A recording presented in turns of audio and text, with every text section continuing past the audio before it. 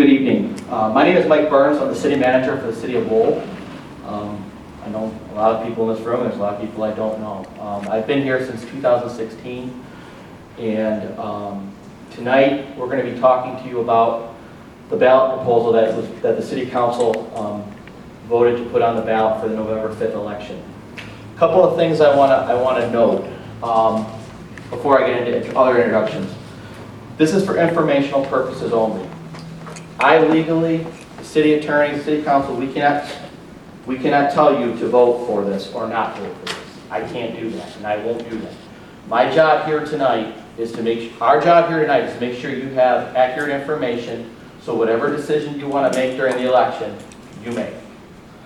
So I wanted to start off with that. Also, there's a lot of information here tonight, and hopefully most of your questions will be asked that you're going to have on your mind will be answered in the presentation. So we're going to ask to keep this going that the questions are held off until the end. And then we'll answer any questions you may have. A couple people I want to introduce tonight. Our city attorney, Dick Wendt. Dick has been with the city since 1981. Dick is very well versed in municipal law. He's actually volunteering his time tonight to present information to us, and I appreciate that. Also, I want to thank everyone for coming out. It's a beautiful night. You could all be doing something better than this, and I appreciate that you're coming here tonight to learn about this. Also, our Public Works Director, Dan Czarnecki. Dan has been with the city now about 6 weeks, and I work with Dan in my former community. And Dan's got 33 years of public works experience. When it comes to public works, Dan is very knowledgeable and knows his job very well. Probably the best public works director I've ever worked with. Also, Chief Buchel is here tonight. Also, I want to recognize Councilman Marty Chambers, Chair of the Planning Commission, Bruce Barker. Also, I have our city engineer, Dave Austin, and Brian Vilmot, who does some work with us from Prine and Newhoff. So during this, they may come in with some questions. I also want to welcome Rick Carpenter and Lisa St. Aubin. They work with Innovative Software Solutions. They have a product called City Tax, which is a software for income tax. One of the services they provide that we are looking at, if this is approved, is they would administer the entire income tax component for the city. So they're very knowledgeable on a lot of the filings and those questions you might have. So if those questions come up tonight, which I'm sure they will, from their experience, they're going to be able to answer a lot of those questions for you. So what I want to begin with is we're going to phase this in 3 components. The first part of this is we're going to talk about the ballot language.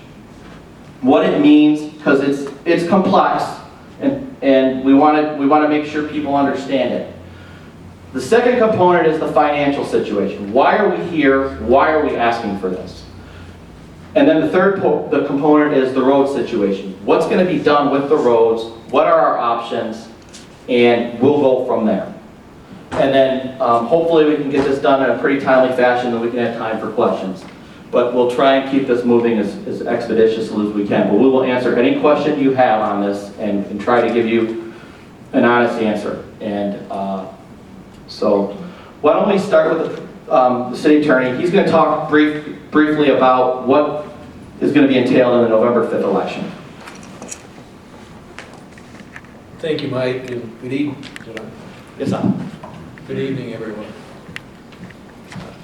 We have a PowerPoint, so hopefully you can follow us along through this PowerPoint. I think you can read, I can't read that one very well, but I think this one is, can everyone read this one? Yeah, okay, good. As Mike said, I am going to talk about the ballot proposals. There are actually 2 proposals which you'll be asked to vote on. And they're tie-barred, which means that if the property tax is not rolled back, then the income tax would not take effect. The first proposal is to adopt an income tax, and we call that Proposal 1. That'll show up on the ballot as Proposal 1. And that income tax would be for a period of 15 years, beginning in 2020 through 2034.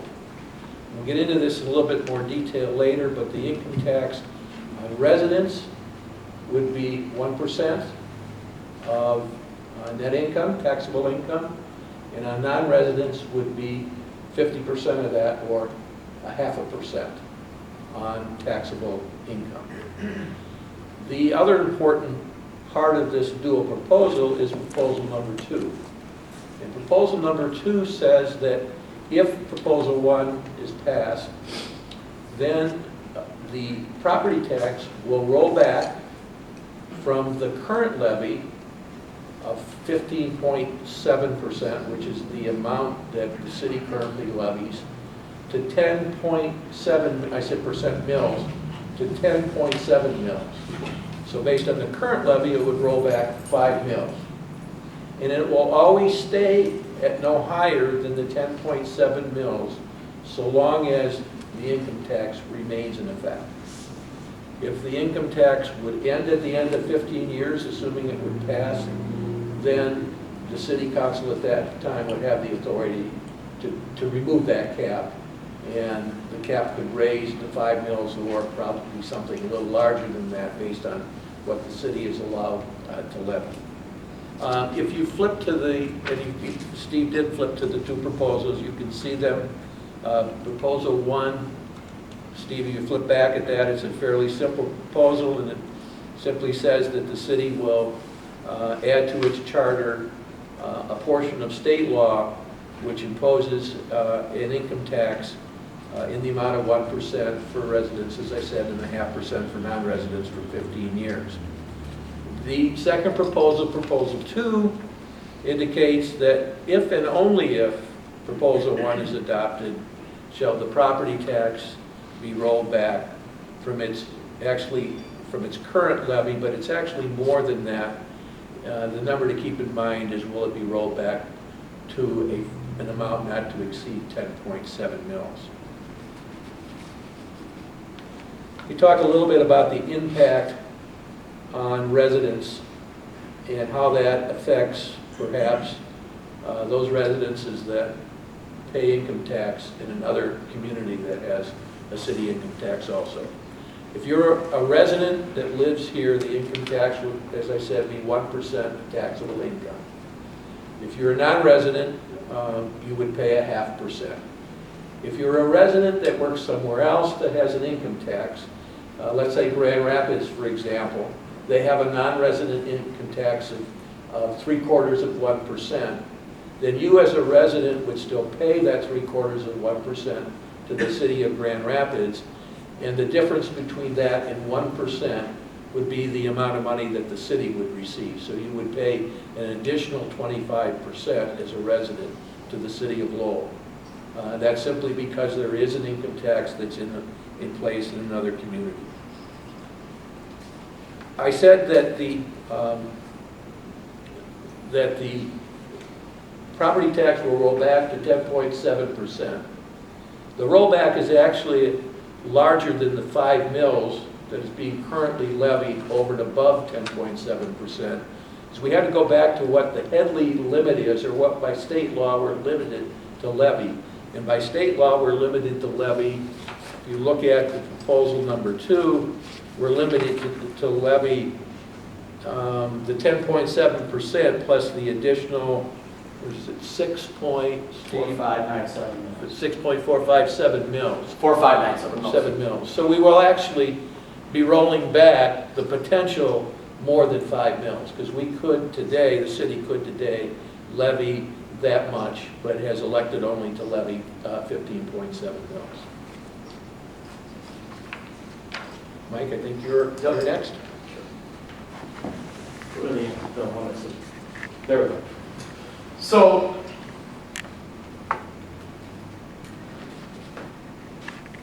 all right, this isn't gonna work. So I'll just use my voice. That one's working perfect. So we'll do that. So what will the income tax cover? The first, there's kind of have to look at it in 3 different portions of the income tax. The first, and we'll explain more as we go along. The first portion of the income tax, the proceeds from that tax will pay for general fund expenditures not covered by the 5 mills. So we reduce the 5 mills in the property tax, but we still have the 5 mills worth of expenditures for city services. So the income tax, the first portion of that will cover the 5 mills. The second portion will cover administrative costs. There are going to be administrative costs to administer this.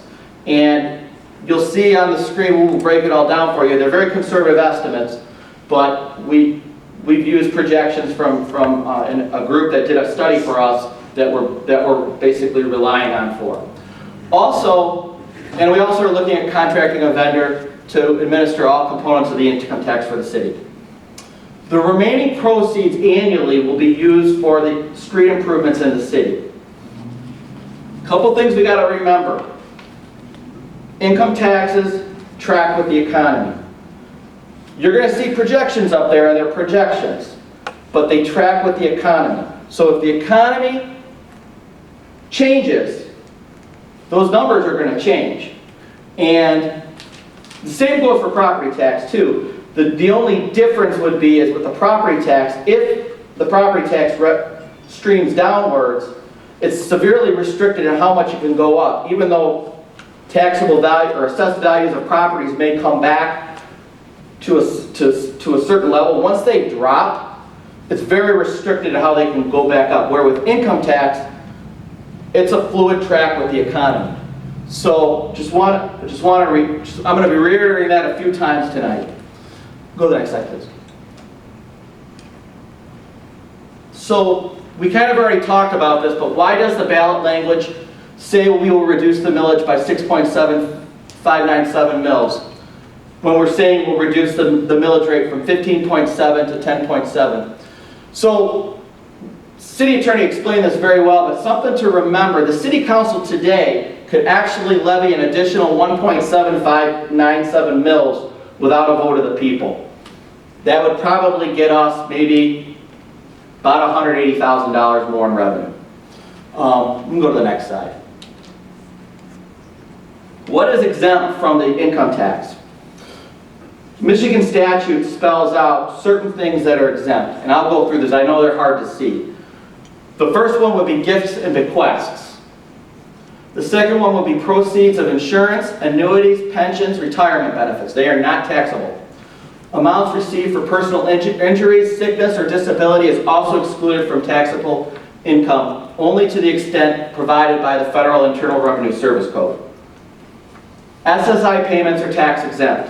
However, there's certain IRS limits that once you go under that for Social Security, you are responsible, and that would be, it is tax exempt, but once you go beyond those amounts, in Social Security, you would be taxed on that.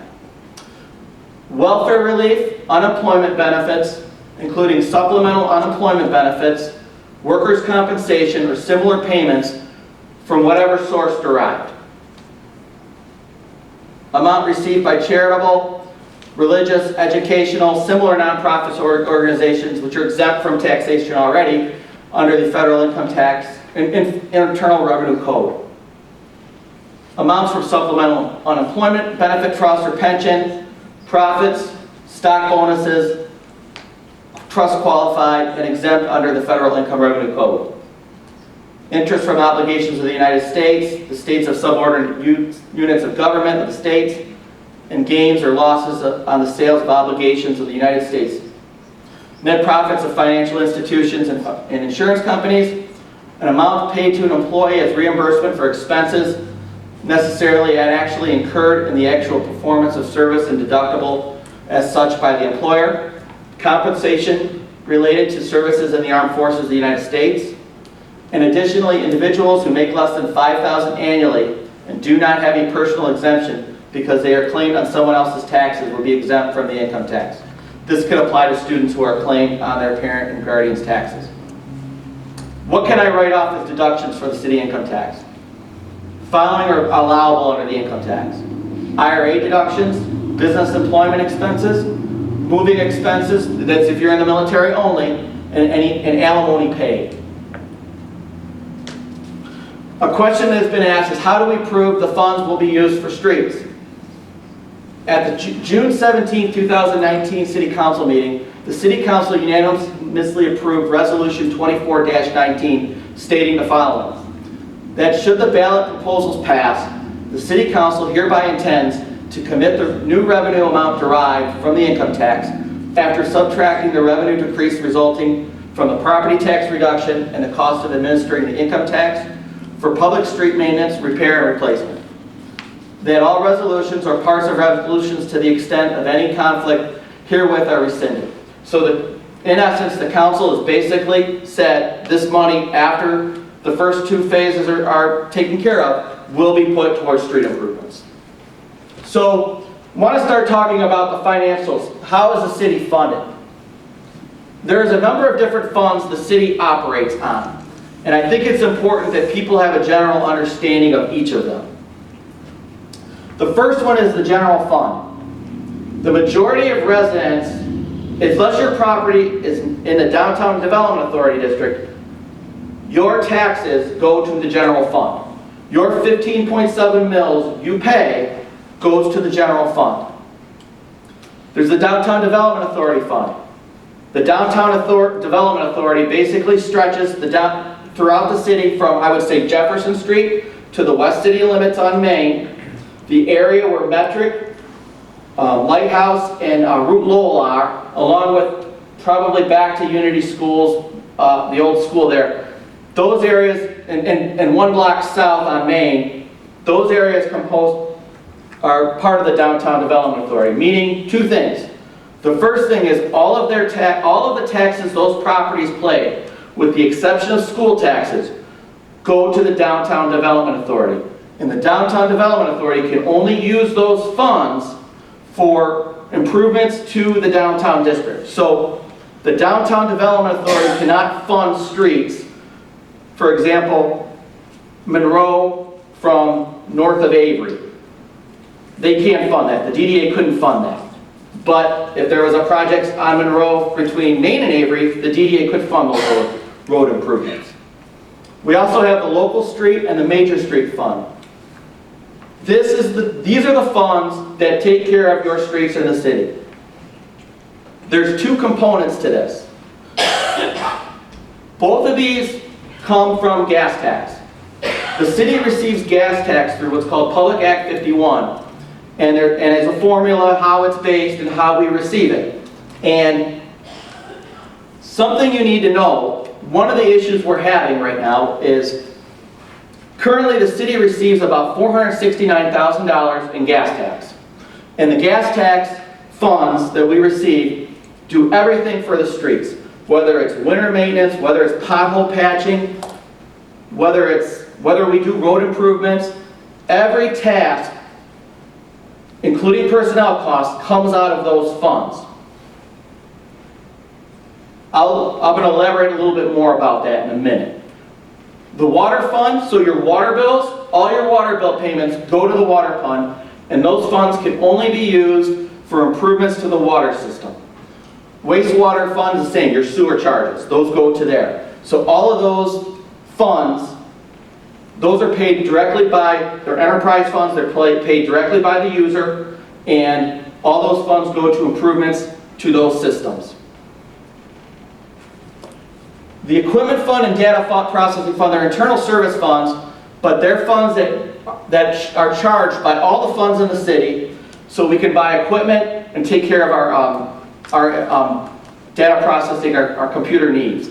So there's a component to that where those funds are utilized for those needs. So, I want to show you how much the general fund receives. The general fund is our major operating budget. That's the fund where we provide the majority of our city services. The city receives just over $3.2 million annually in general fund revenue. Of that, just under $1.5 million of that money is your property taxes. That's 45% of the general fund budget. The city also receives revenue sharing, which is sales tax from the state, of about just under $409,000. We also receive what's called a payment in lieu of taxes from Lowell Light and Power. That component comes to about $378,000. The administrative service fee. All the funds in the city are charged for administrative services. So overhead, administrators, time, those are all charged from all the different funds because it's an accounting mechanism that allows us to allocate those funds to the general fund so we can provide services. The personal property tax, step back, the Dda transfer. This building is a bond. Currently we pay about $300,000 a year till 2033 for the improvements that were made to this building in 2003. This year, the DDA, it used to be for many years, it was split 50% between the city, 50% to the DDA. To alleviate the general fund, the DDA took on the full component of this bond payment this year. And those funds have to come to the general fund so then they can be transferred over to pay the bond. The personal property tax is about $139,000, and it's 4% of the general fund budget, but in 2023, this will be completely eliminated. There's supposed to be some sort of a replacement, but the state of Michigan really hasn't done a really good job of explaining how that's going to come back to us. We also do charge a fee for administration of property tax because we do provide, we're allowed by law to do this. We provide, it's a cost for us to collect for all the other different tax jurisdictions as well. And we also have a museum tax, I believe it's 0.25 mils. That fund comes directly to the general fund and is used strictly for the museum. So that is our revenue. So I understand the argument about people saying their taxes are high. I don't disagree your millage rate is high. It's 45% of our general fund. We have other ways to get funds from our fund for us to be able to provide services, not just the property tax. It's a big component of it, but it's not all of it. And if you saw, it's $1.5 million. I'm not going to say it's not a lot of money because it is, but for a city our size, it's half our needs. Our total expenditures in this budget here that we had just approved that started July 1, I won't go into all of these, but every one of these percentages is broke down for every service the city provides, whether it's an administrative service, a public safety, a public works, recreation, park, cemetery. It's broken down by percentage. Police is our largest part of the budget. It's 27% of the general fund budget, just under $870,000. Our code enforcement is also handled through our police department, and a lot of because our police handles our code enforcement, those are merged together. So, but that's still 27% of our budget. 10% of our budget is the city bond. Our public works is currently about $352,000, and parks is about $162,000. $180,000 we take out of the general fund and put to local streets. That's 6% of our general fund expenditure. And it's probably safe to say that the 49% in property tax that the residents pay, you could make a fair argument that that money isn't the money that's going into the fund for the local streets. We can go to the next slide. We've also break the fund down by classifications. Our most expensive cost is personnel. This is every city in the state of Michigan. Anywhere, roughly 50% of our budget is personnel costs. And that is not uncommon for any city in the state. I've seen some cities as high as 76% of their general fund budget for personnel. I believe ours, I worked in 3 different cities and a county, and I would argue that percentage-wise, these percentages are in line with every community I've worked in the 19 years I've been in government. Go to the next slide. I want to talk a little bit more about the gas tax funds because I think it needs to be understood as to why the situation is that we're in. As I said, the city, in this year's budget, the city received $313,284 for major streets and $119,602 for local streets. Major streets are about just under 6.9 miles of street. So 75% of what we receive from the state of Michigan in our gas tax can only be used for those 6.9 miles of road. The remaining 119,000, or 25%, is used for local streets. And that's about 13.4 miles of road. Right now, we legally, there's a couple of things we can do, but this formula, we have to follow this formula, otherwise we would lose our funding. The city also transfers $180,000 of general fund money this year into the local street fund. Back in 2015, the city implemented the state of Michigan implemented an increase to the gas tax. Over a 5-year period, you'll see an approximate $200,000 increase in those funds. We're seeing roughly about $35,000, $40,000 a year increase total to the different funds, and we're getting close to that $200,000 as we speak now.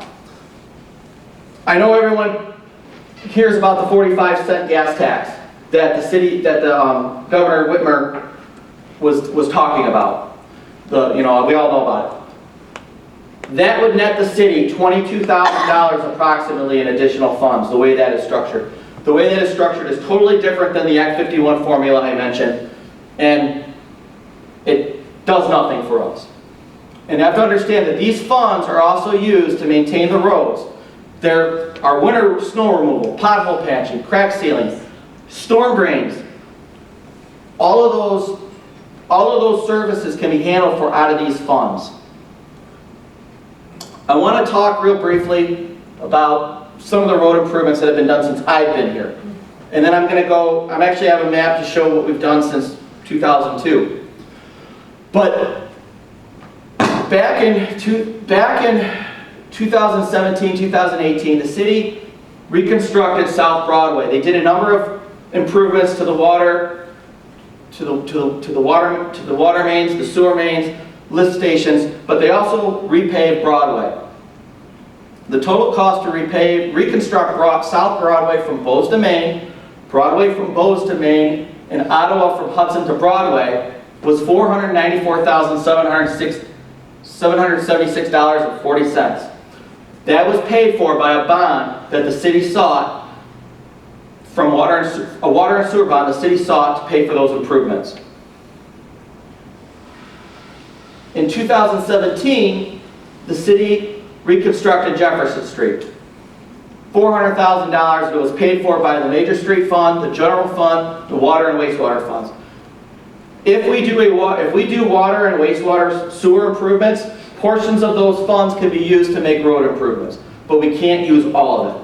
But there's portions of it, and there's formulas as to how that can be done, but that is something that we are allowed to do. We also had $69,000 we were able to repave Fremont Street. Last year, we split the cost with Kent County to repave Hudson Street, and we also repaved North Broadway from Main to Elm. This year, we were planning on doing Riverside from Main to Elm, but we did have a change in the Department of Public Works that really we just couldn't do it this year. So we're going to move that to next spring. Go to the next slide. So this is a map that shows all the projects that were done between 2002 and 2018. And they're all different colors. And a lot of these projects were done with federal funds. For example, Foreman and G were covered by federal funds. And Bowes Road. Those streets alone were probably the largest improvements we've made since 2002. And we've done some work through the years in the Valley Vista subdivision. The DDA has taken a couple of the streets they were able to do, and they were able to use their funds to do that. Some of these funds were funded through the Community Development Block Grant Program, which is a federal grant program. We are now actually, I just learned recently, my understanding was we weren't eligible for those funds for a number of years. Just found out recently the county's changed some things that we are eligible to use some of those funds for street improvements. So that is something that as we move forward, we're going to look at. Go to the next slide. We've proposed two major improvements in the next couple of years. The first one was we applied for a grant for Amity Street to do in 2020. We asked the state for 50% of the funding, and we didn't receive it. As of right now, it's going to take as of right now, we can't afford to get Amity done. We will have to wait a couple of years the way our situation is now if we were to do Amity. In 2022, Monroe Street, we are trying to receive federal assistance from the federal government through what's called a Small Urban Program. And that would cover about half of our costs for Monroe Street, maybe just a little bit less. But if we don't receive that funding, I don't know when Monroe Street's going to get done.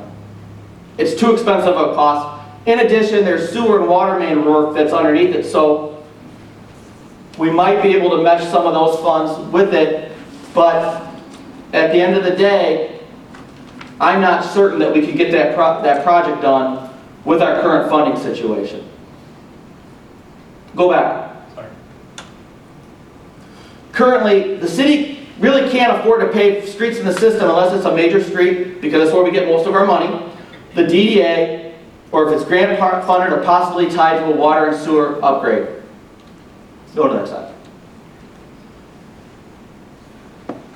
This is the Stormwater Asset Management Grant. It's a SAW grant. Back in 2016, the city of Lowell received a SAW grant from the state of Michigan to inspect our underground infrastructure and develop an asset management program. When I first came here in 2016, I wanted to start doing roads. I was told no, and it makes perfect sense. We had just gotten this grant. We need to find out what's underneath before we start doing streets, because the worst thing you can do is do a street project, then find out 3 years later you're tearing up the street to put water and sewer in. So we did a full inspection of our underground storm and sanitary sewer systems, and we're putting a capital plan that's taken us 3 years to do. Once the program is developed, which it should be approved later this year, the city will be mandated to complete improvements to the system dedicated to the study. Also, water and sewer rates will eventually have to be adjusted to fund those improvements. Go back.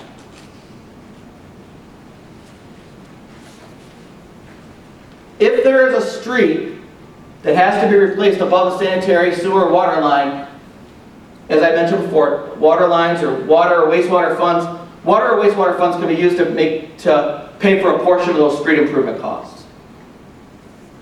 Also in 2017, the city also completed a water asset management study to determine the reliability of the water distribution system. And that tells us where we have to make all the improvements to our water mains, which are all underground as well. All of these studies have to be incorporated with the road study, with a road Pacer study, to incorporate a sound capital improvement plan. Meaning we got to have all three in place so we can, before we really can do something adequate and that's appropriate for the entire system. So, trying to explain the situation the way I have, the city council's faced a number of options. What do we do? And from the financial situation, this is the problem we have. One of the things that we can do with the street asset management plan, if we submit a street asset management plan to the state, which we are planning to do, what that will allow us to do is it will allow us to take the major street funds and the local street funds. We can commingle those together from our annual allotment and put those towards any streets in the plan that we wish. Where right now, as I said, the majority of that fund is 75%. The other portion is 25%. We might be able to take a little bit, I believe we can go up to 50%? And this is new to, this is first I learned of this, is that we can go to actually take 50% of our Act 51 funds from the major street and put towards our local. The funds ever received that year. That year, correct. So that's our first option. After all our expenses, if we did that, all of our expenses in the major and local street funds, we'd have about $265,000 this fiscal year for street improvements. To live within our budget, we could, one of the things we've talked about, and we're not interested in doing, but we had to have the discussion. To live within our budget, we could actually eliminate the police expenditure, meaning eliminating the police department, not funding police. We can do what a lot of rural townships do, where they just rely on the state police or their local sheriff. And this isn't a sheriff's contract. This is basically an emergency situation. There's many rural townships throughout the state that do that. A lot on the east side of the state, the sheriff will tell you, you either contract with us or we won't even provide you service. You just rely on the state police. So this would be $869,000 we could put to streets. However, there's a lot of problems with that. First one is you may not get a cop when you need one. And you don't know where they're coming from. They could be coming from Lakeview, they could be coming from Ionia, they could be coming from Grand Rapids. You have no idea where they're coming from. We also, the police department plays a tremendous importance in the city because they're our blight and code enforcement. That would be gone. We wouldn't be able to provide that service. So that's a major quality of life issue if you were to consider, if the city council was to consider that. They weren't interested in that. You could save $484,000 by closing the library and not maintaining the parks and cemeteries. Lowers quality of life of the community. City council's not interested in that. Plus, we'd actually be in a violation of our own ordinances if we didn't mow the parks and mow the cemeteries. We could sell the park system, but it would require a vote of the people. So that option the city council wasn't interested in. We could possibly get several million by selling low light and power. First off, you would need a willing purchaser. And second, if you did that, it's a one-time cash option that you really don't know how much it would be as of this point. Your rates, if you're a customer now, your rates would go up significantly and your reliability would go down. Just look at last week. We had storms. A couple hours later, the people that were impacted, they got their power back. Areas that are covered by consumers, it doesn't happen that quick. And if you remember what happened over the winter, same issue.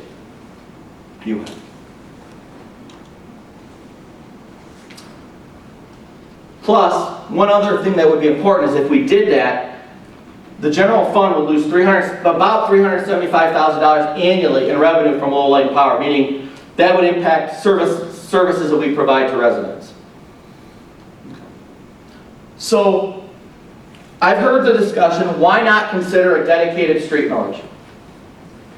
It's a fair question that I think deserves an honest answer. Currently, the general fund for the city generates approximately $102,000 a mill. And that currently we assess 15.7 mills. The DDA is about $20,000 a mill, just on the city's portion of that capture. We've done asset management planning with Williams & Works, and we know that currently our street system is 91% fair or poor, and of that 91%, 67% of our street system is poor. We need $1 million per year for the next 10 years to get our streets from 91% fair poor to 85% good. To do this with a dedicated street millage would be an additional 10 mills annually in property taxes. You're forgetting one important component of this though. There's always engineering costs to every road construction project there is.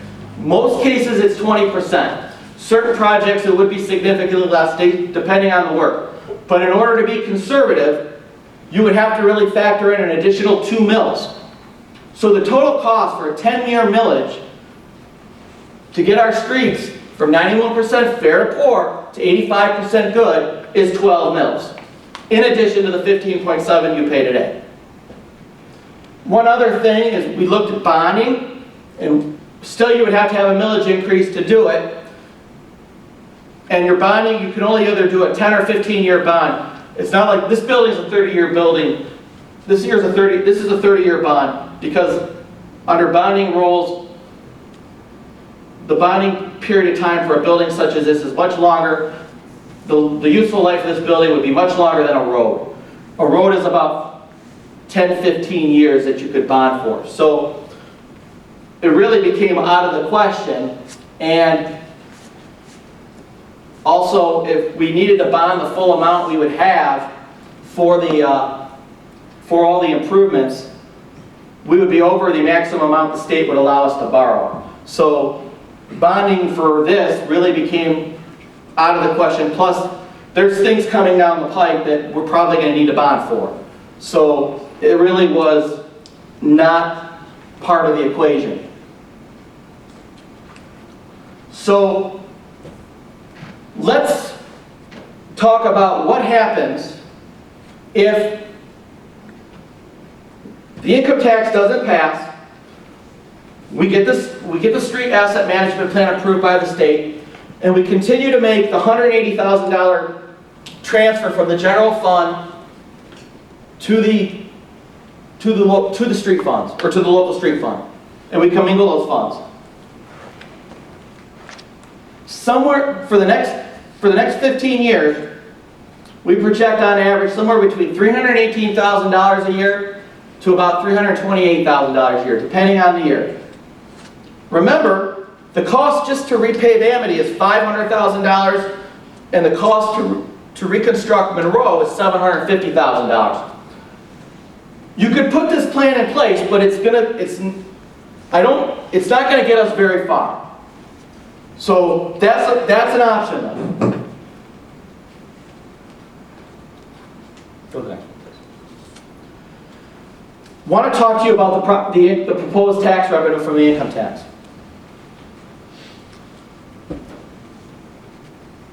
We had a group, Great Lakes Economic Consulting Group.